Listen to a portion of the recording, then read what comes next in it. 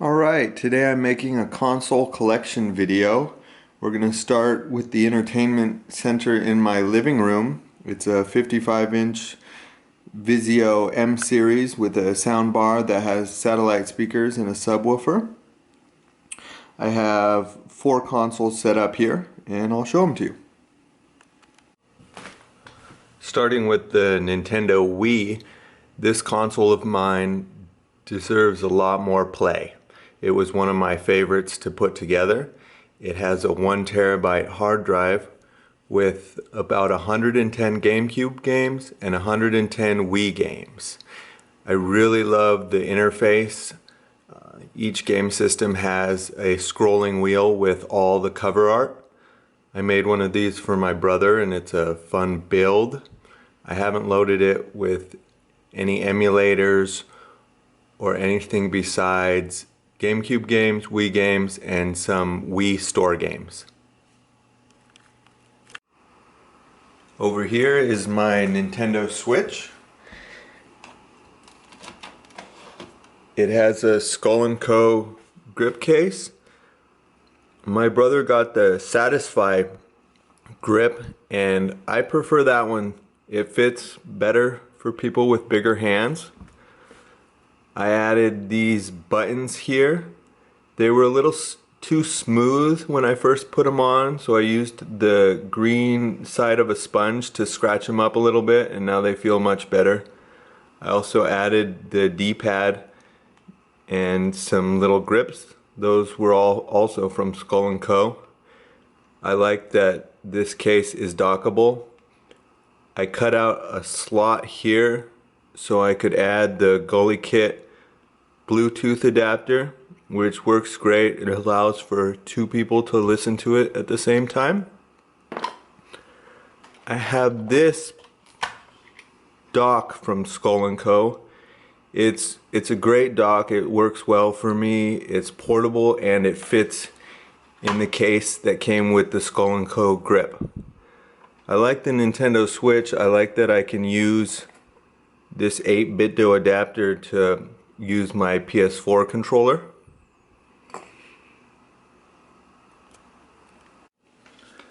I'd say I do most of my gaming on my PS4 Pro. I have PSVR. It's really cool. I don't use it that often. I do like Beat Saber, Super Hot, and Everybody's Golf, which will always be Hot Shots to me.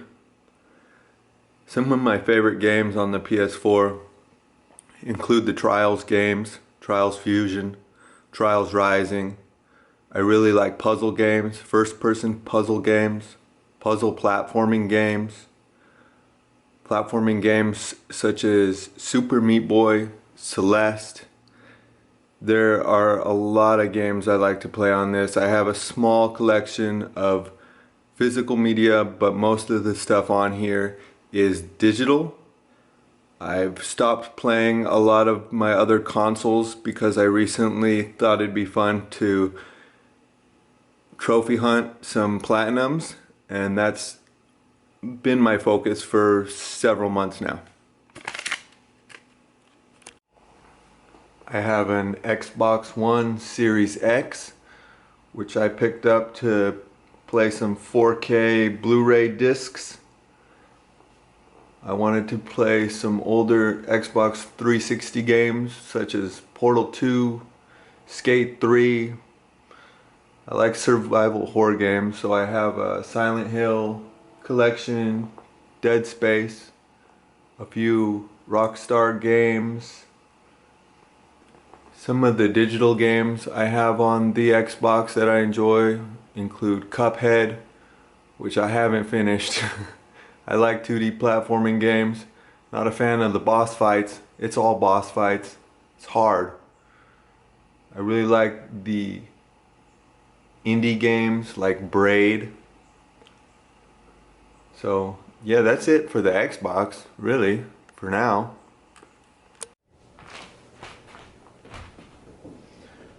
Adjacent to my living room, I have another little setup here. This CRT TV I got for only $10 off. It was either OfferUp or Let Go. It was a really good deal. I was really stoked because it has component video inputs. It's not 32 inches, it's more like 27, but I would sacrifice the size for the quality of this picture. I was happy that the brightness was good. Got a sound bar. I have a few consoles in these drawers, and I have a PS2 set up right here.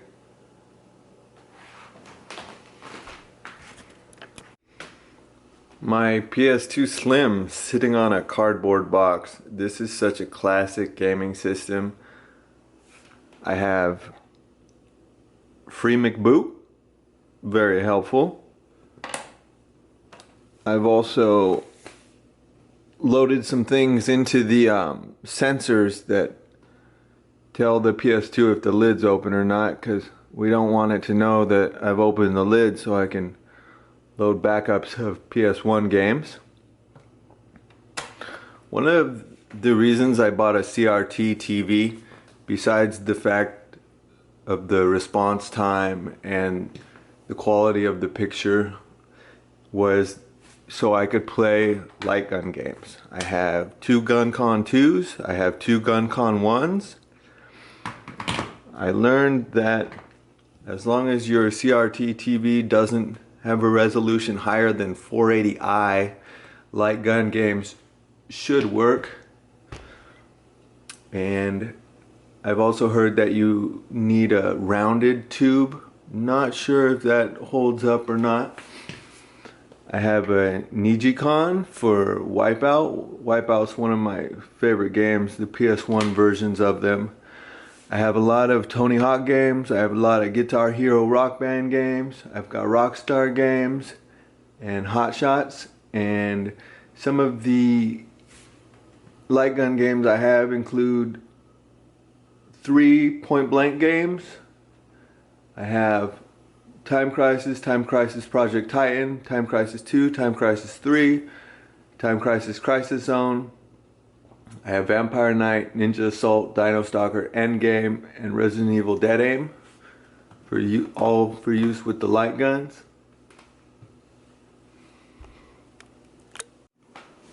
Down here, not hooked up right now, is my Nintendo 64.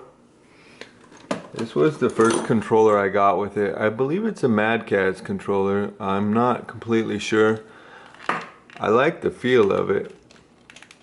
This is a great setup for fighting games. Triggers back here. This joystick still works good. I don't have any official Nintendo controllers. This controller, however, what is this called?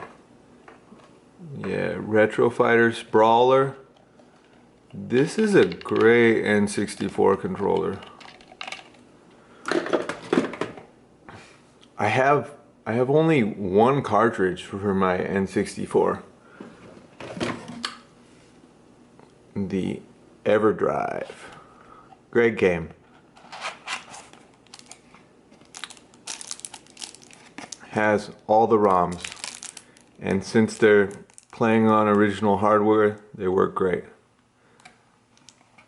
I've been playing all these new next generation games, and so when I played the N64 games I remember, I think, wow, they don't look very good. Some of them don't hold up very well graphics wise.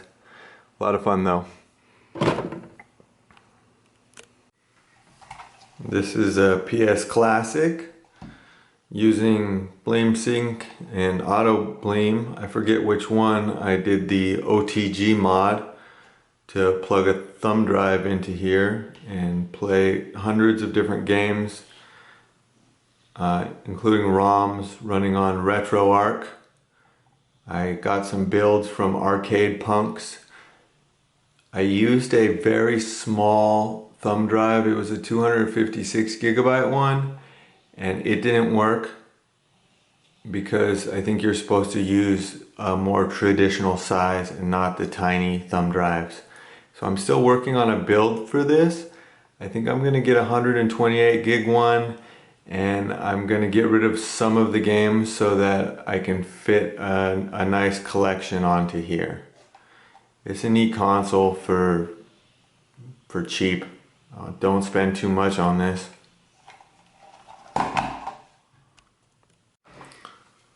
This is interesting. This is a PS TV. It allows you to play Vita, PSP, PS1 games. Hooks up to a TV with HDMI. I have custom firmware on here, same as the Vita. I think it's 3.55. And I use a thumb drive to load all the games. I don't use this very much. I thought I'd just keep it around though, just in case one day I use it.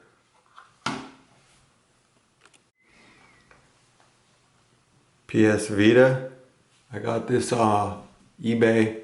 It's already set up with custom firmware. It has a Nyko grip, which is really efficient, comfortable. I'm not gaming on the go that often, but these systems are really cool to have. It has a 200 gigabyte SD card in it. Came with a lot of games. The PKGJ store is very useful. The Adrenaline app is what plays all the PSP and PS1 games. I like the blue color. I've modded a few PSPs in the past.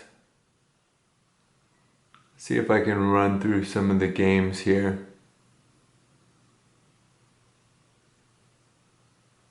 It's loading. There's a lot of games.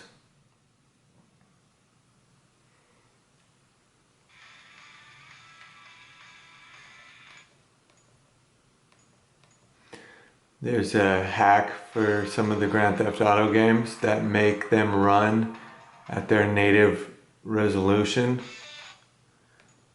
Some of the emulators for Nintendo, Super Nintendo, Sega Genesis. Anyways, there's a lot of PSP games on here. I own all the originals, of course.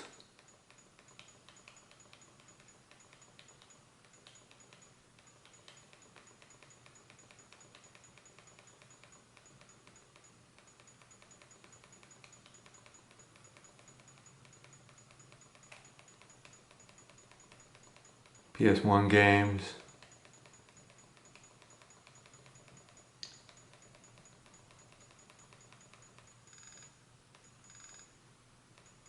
Anyways, that's pretty cool.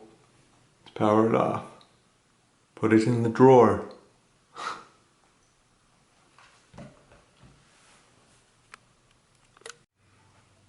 This is the new Nintendo 2DS XL, I think.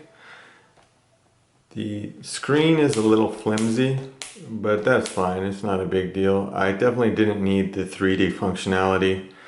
This was a cheap grip from Amazon. It works good. This also came preloaded with a lot of games. I have some of them organized into folders. For example, here's a Mario folder. Here's more Mario games from various systems, including Game Boys, Super Nintendo, etc. I have a folder for Zelda. I have a folder for Kirby, Pokemon, Wario, Mega Man, Metal Slug, and King of Fighters. Also in this system I have an R4 card, which allows me to play standard Nintendo DS games. Uh-oh. Wrong date or firmware expired. Please check NDS machine date configuration. The R4 card has a built-in clock, like a timer that shuts down after so long. So what I think I need to do is go into my date and time setting and change it. That'll be interesting. Let's see if we can do that and come right back. So I just changed the date on my 3DS or my 2DS to the year 2013, and that fixed the R4 card. Let's see, so here are some DS games I have on here.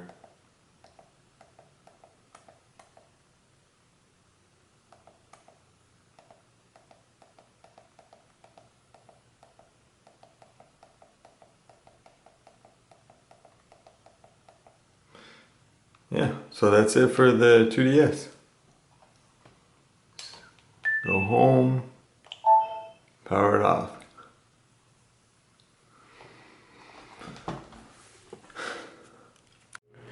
This is my 1UP arcade cabinet. It's currently running Mortal Kombat 11, which works well.